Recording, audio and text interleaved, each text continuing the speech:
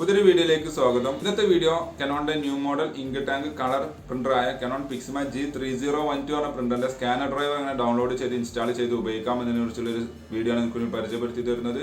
Video കാണുന്ന മുമ്പ് channel subscribe ചെയ്യുക, ലൈക്ക് ചെയ്യുക, കമന്റ് ചെയ്യുക, ഷെയർ ചെയ്യുക. അപ്പോൾ നേരെ വീഡിയോയിലോട്ട് പോകാം.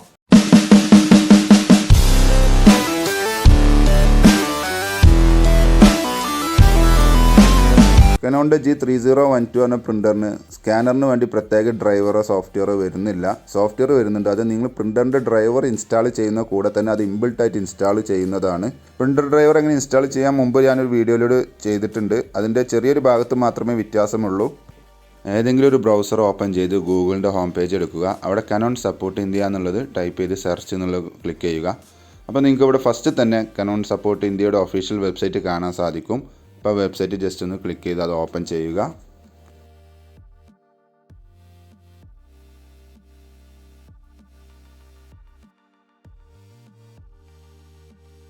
നമുക്ക് ഏറ്റവും സിമ്പിളായിട്ട് നമുക്കിവിടെ കാണാൻ കഴിയും സെർച്ച് ബൈ മോഡൽ നെയിം എന്നുള്ള ഏറ്റവും സിമ്പിളായ മെത്തേഡാണ്.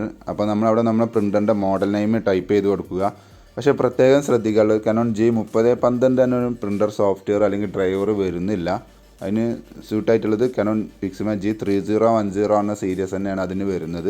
അപ്പോൾ നിങ്ങളവിടെ ടൈപ്പ് ചെയ്യുന്ന സമയത്ത് G3010 എന്നുള്ള ടൈപ്പ് ചെയ്താൽ മാത്രമേ താഴെ ലിസ്റ്റ് കാണിക്കുകയുള്ളൂ. സപ്പോസ് ഞാനിപ്പോൾ G3012 എന്നുള്ളത് ടൈപ്പ് ചെയ്ത് കാണിച്ചു തരാം, പക്ഷേ അത് ലിസ്റ്റിൽ വരുന്നുണ്ടാവില്ല. രണ്ടിനും ഒരേ ഡ്രൈവർ തന്നെയാണ് വരുന്നത്. ചെറിയൊരു അപ്ഡേഷൻ്റെ വ്യത്യാസം കൊണ്ടാണ് G3010 G3012 വരുന്നത്. രണ്ടും സെയിം പ്രിൻ്റർ തന്നെയാണ്, സെയിം സ്പെസിഫിക്കേഷനും കാര്യങ്ങളൊക്കെ സെയിം ആയിട്ടാണ് വരുന്നത്.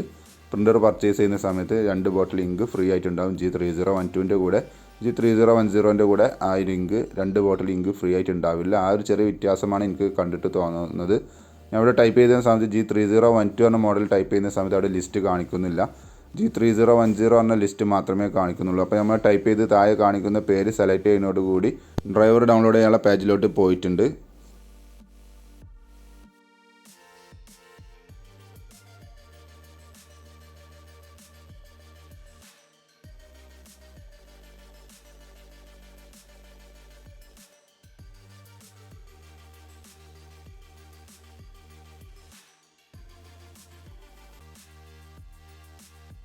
ഇവിടെ നമുക്ക് ആദ്യം ചെയ്യാനുള്ളത് നമ്മുടെ ഓപ്പറേറ്റിംഗ് സിസ്റ്റം ഏതാണെന്നുള്ളത് സെലക്ട് ചെയ്ത് കൊടുക്കണം. ഇവിടെ വിൻഡോസിൻ്റെയും മാക്കിൻ്റെയും കുറേ വെർഷൻസ് ഇവിടെ കാണിക്കുന്നുണ്ട്. അപ്പോൾ നമ്മളിപ്പോൾ വീഡിയോയിൽ പരിചയപ്പെടുത്തുന്നത് വിൻഡോസിലാണ്. അപ്പോൾ വിൻഡോസിലാണെങ്കിൽ ഇതേപോലെ ബ്രാക്കറ്റിൽ ഡിറ്റക്റ്റഡ് എന്ന് എഴുതി കാണിക്കുന്നുണ്ടാവും. അപ്പോൾ അതായിരിക്കും നിങ്ങളുടെ വിൻഡോസിൻ്റെ ഓപ്പറേറ്റിംഗ് സിസ്റ്റം വരുന്നത്.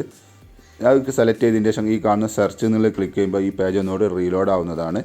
അവിടെ നിങ്ങൾക്ക് കാണാൻ 2-3 ഫയൽസ് കാണിക്കുന്നുണ്ട്. അതിൽ സെൻറ്ററിൽ കാണുക, അതായത് സെക്കൻഡായിട്ട് കാണുന്ന ഈ ഫയലില്ലേ 90 MB, ആ ഫയൽ ക്ലിക്ക് ചെയ്യുക. ആ ഫയൽ ക്ലിക്ക് ചെയ്ത് കഴിഞ്ഞാൽ അവിടെ നെക്സ്റ്റ് പേജിലോട്ട് പോകും. അവിടെ ഡൗൺലോഡ് എന്ന് ക്ലിക്ക് ചെയ്യുന്നതോടുകൂടി നമ്മുടെ ഫയൽ ഡൗൺലോഡിങ് ആവുന്നത് നിങ്ങൾക്ക് കാണാൻ സാധിക്കും. കുറച്ച് നേരം വെയിറ്റ് ചെയ്ത് നമ്മുടെ ഫയൽ ഡൗൺലോഡിങ് ആവും. ആ ഡൗൺലോഡ് ചെയ്ത ഫയലിൻ്റെ അവിടെ ജസ്റ്റ് ഒന്ന് ക്ലിക്ക് ചെയ്യുമ്പോൾ അത് എക്സ്ട്രാക്ട് ചെയ്തുകൊണ്ട് സോഫ്റ്റ്വെയർ ഓപ്പൺ ആയി വരും.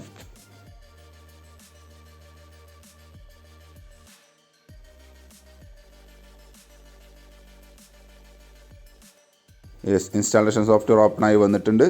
അത് നമുക്കിവിടെ നെക്സ്റ്റ് എന്നുള്ളത് ക്ലിക്ക് ചെയ്യാം. താഴെ കാണുന്ന കണ്ടില്ലേ,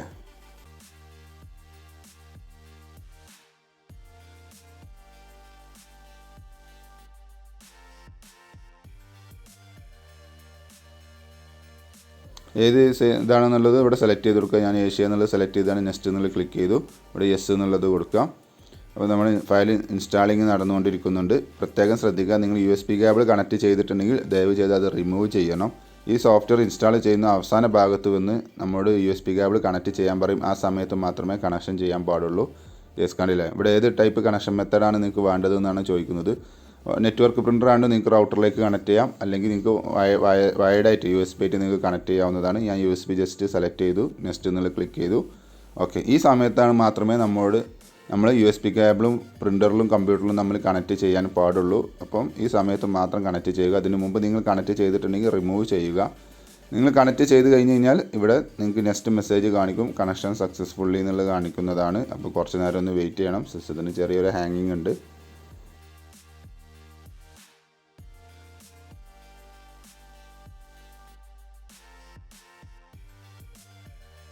കണക്ട് ചെയ്ത് കഴിഞ്ഞ് കഴിഞ്ഞാൽ ഇതേപോലെ നെക്സ്റ്റ് സ്റ്റെപ്പിലേക്ക് പോകുന്നതാണ്. എന്നിട്ട് ഇതേപോലെ ഇൻസ്റ്റാളേഷൻ കോൺഫിഗറേഷൻ സക്സസ്ഫുള്ളി എന്ന് കാണിക്കും. താഴെ കാണുന്ന കംപ്ലീറ്റഡ് എന്നുള്ളത് ക്ലിക്ക് ചെയ്യുന്നതോടുകൂടി ആ ഇൻസ്റ്റാളേഷൻ ബോക്സ് ക്ലോസ് ആയി പോകുന്നതാണ്. നമ്മൾ ചെയ്ത പ്രോസസ്സ് കംപ്ലീറ്റഡ് ആണോ എന്ന് അറിയാൻ നമ്മൾ സ്റ്റാർട്ട് ബട്ടൺ ക്ലിക്ക് ചെയ്യുന്നതോടുകൂടി സ്കാൻ ചെയ്യാനുള്ള സോഫ്റ്റ്വെയർ ഇൻസ്റ്റാൾ ചെയ്തതിലും കാണാൻ സാധിക്കും. Canon IJ സ്കാൻ യൂട്ടിലിറ്റി എന്ന ആപ്ലിക്കേഷനാണ്. നമ്മുടെ പ്രിൻ്ററിൻ്റെ പേര് അത് ഓപ്പൺ ആയി വരുമ്പോൾ നമ്മുടെ പ്രിൻ്ററിൻ്റെ പേര് കാണിക്കുന്നുണ്ട്. ഇവിടെ 2-3 ഓപ്ഷൻ നിങ്ങൾക്ക് കാണാൻ സാധിക്കും. അതിൽ നമുക്ക് ഡോക്യുമെൻറ്റ്, ഫോട്ടോ എന്ന ഓപ്ഷൻസാണ് നമുക്ക് മെയിനായിട്ട് ആവശ്യം വരുന്നത്. ഡോക്യുമെൻ്റ് എന്ന് പറയുമ്പോൾ സേവ് ചെയ്യുന്ന ഫയൽ PDF-ലായിരിക്കും. ഫോട്ടോ എന്ന് പറയുമ്പോൾ നമ്മൾ സേവ് ചെയ്യുന്ന ഫയൽ JPEG-ലായിരിക്കും. ഈ ഒരു ചെറിയ വ്യത്യാസം മാത്രമേ ഉണ്ടാവുകയുള്ളൂ. നിങ്ങൾക്ക് കൂടുതൽ സെറ്റിങ്സ് കാര്യങ്ങളൊക്കെ റെസൊല്യൂഷൻ ചേഞ്ചസ് ഒക്കെ വരുത്തണമെന്നുണ്ടെങ്കിൽ ഈ സെറ്റിങ്സിൽ പോയി കഴിഞ്ഞാൽ നിങ്ങൾക്ക് ചേഞ്ചസ് വരുത്താൻ സാധിക്കും. ഞാൻ ഇപ്പോൾ സാമ്പിളിന് ഡോക്യുമെൻ്റ് എന്നുള്ളത് ക്ലിക്ക് ചെയ്യുന്നു. അത് ക്ലിക്ക് ചെയ്യുന്നതോടുകൂടി സ്കാനിങ് നടക്കുന്നത് നിങ്ങൾക്ക് ഇവിടെ കാണാൻ സാധിക്കും. കണ്ടില്ലേ?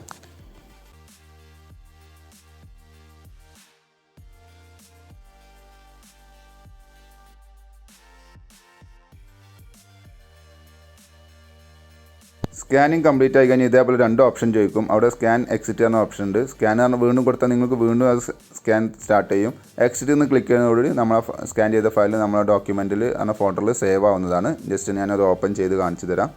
അത് ഓപ്പണായി വന്നിട്ടുണ്ട്. കണ്ടില്ലേ? ഏകദേശം നമ്മൾ ചെയ്ത പ്രോസസ്സ് എല്ലാം കംപ്ലീറ്റഡ് ആണെന്നുള്ളത് ഇതിൽ നിന്ന് മനസ്സിലാക്കാം. ഇതേപോലെ ട്രൈ ചെയ്ത് നോക്കുക. Thanks for watching my video.